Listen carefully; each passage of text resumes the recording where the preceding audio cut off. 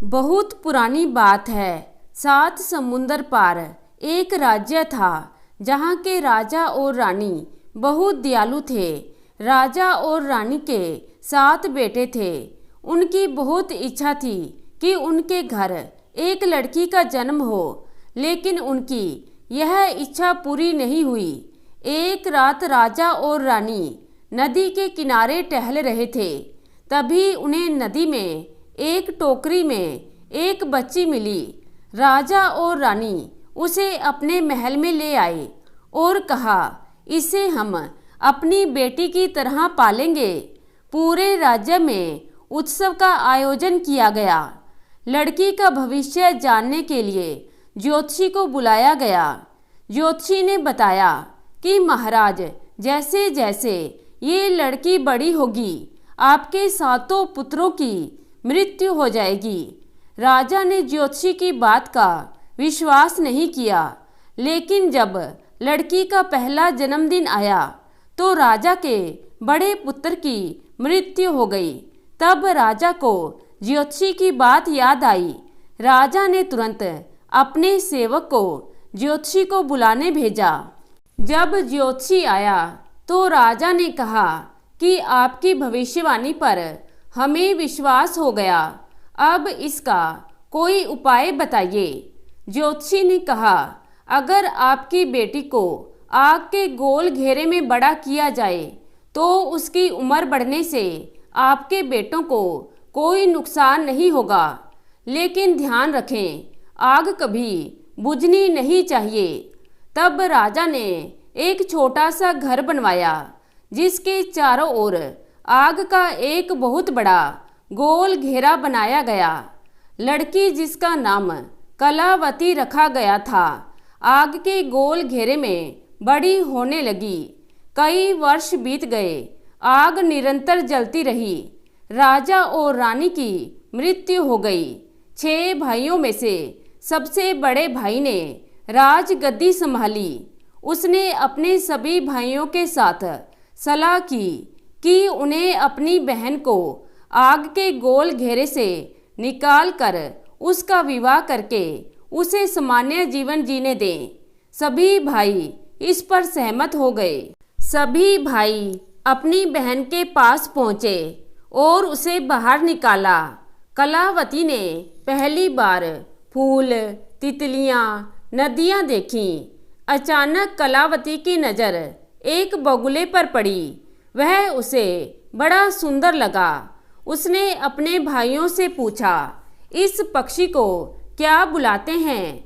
भाइयों ने बहन से कहा, उसे बगुला कहते हैं।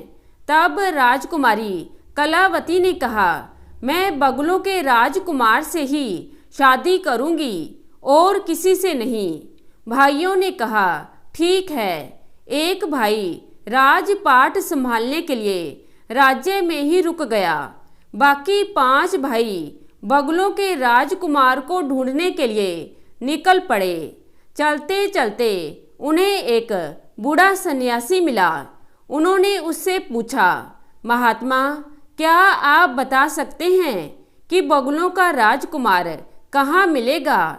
उन्होंने बताया कि यहाँ से दक्षिण दिशा में 50 कोस जाओ, वहाँ बगुलों का राज्य है। 5 भाई आगे चल दिए। वह एक ऐसे राज्य में पहुँचे जहाँ सब कुछ सफ़ेद था। घर, मिठाई, कपड़े, सब कुछ। पूछने पर पता चला कि वहाँ बगुलों का राजकुमार राज्य करता है। 5 भाई राजमहल में पहुँचे और बगुलों के राजकुमार के सामने अपनी बात रखी। इस पर राजकुमार ने कहा कि मैं एक बुद्धिमान लड़की से ही शादी करूँगा। बगुला एक बुद्धिमान और चालाक पक्षी होता है और मैं बगुलों का राजकुमार हूँ। तुम्हारी बहन को ये साबित करना होगा कि वह बुद्धिमान है, तभी उसका और मेरा विवाह संभव है। भाइयों ने कहा, निश्चित ही हमारी बहन बुद्धिमान है। आप उसे यहाँ बुलाएं और खुद ही जांच लें। बगुलों के राजकुमार ने 5 भाइयों की अच्छी खातिरदारी की और उन्हें ठहरने के लिए एक विश्राम कक्ष दिया। पांचों भाइयों ने अपनी बहन को पत्र लिखकर बगलों के राजकुमार के पास बुलाया। पत्र पाकर राजकुमारी कलावती बहुत खुश हुई और चलने की तैयारी करने लगी। राज्य संभाल रहे भाई ने बहन को 2 सेविकाओं और सैनिकों के साथ भेज दिया। रास्ते में राजकुमारी कलावती को घोड़े पर बैठे बैठे नींद आने लगी। 2 सेविकाओं में एक बूढ़ी सेविका थी, दूसरी उसकी जवान बेटी। बूढ़ी सेविका ने सोचा कि कितना अच्छा हो कि इसकी जगह मेरी बेटी की शादी राजकुमार के साथ हो जाए। उसने सैनिकों को धन का लालच देकर कहा कि राजकुमारी इस समय सो रही है, तुम उसे किसी गहरे दलदल में फेंक दो। सैनिकों ने धन के लालच में ऐसा ही किया। उन्होंने कलावती को दलदल में फेंक दिया। सेविका अपनी बेटी और सैनिकों के साथ राजकुमार के पास पहुंची।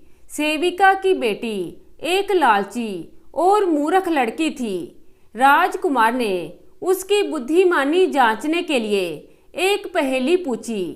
वो कौन सी 3 संख्याएं हैं जिन्हें जोड़ा या गुना करो परिणाम एक ही प्राप्त होता है? सेविका की बेटी उत्तर ना दे सकी। राजकुमार ने कहा, तुम्हारे भाई तो बहुत तारीफ कर रहे थे। उसने सैनिकों को आदेश दिया, उन 5 भाइयों को बुलाओ। जब 5 भाई आए तो उन्होंने कहा, ये लड़की हमारी बहन नहीं है। राजकुमार ने कहा, तुम फिर झूठ बोल रहे हो, और सैनिकों को आदेश दिया कि इन्हें मृत्यु दंड दे दिया जाए। तभी राजकुमारी कलावती वहां आ गई और बोली, इन 5 भाइयों की बहन मैं हूँ।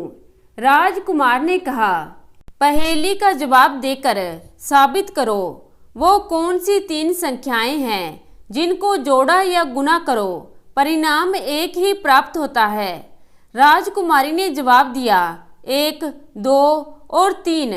राजकुमार ने कहा, तुम्हारा जवाब सही है, लेकिन अगर तुम इनकी बहन हो तो ये दूसरी लड़की कौन है? तब राजकुमारी ने सारी कहानी सुना दी और बताया कि एक गडरिये ने उसकी जान बचाई। राजकुमार ने सेविका और उसकी बेटी को कारागार में डाल दिया और पूरे धूमधाम के साथ राजकुमारी कलावती से विवाह किया। तो दोस्तों, कैसी लगी आज की कहानी? आशा करती हूँ कहानी को पसंद करेंगे। धन्यवाद।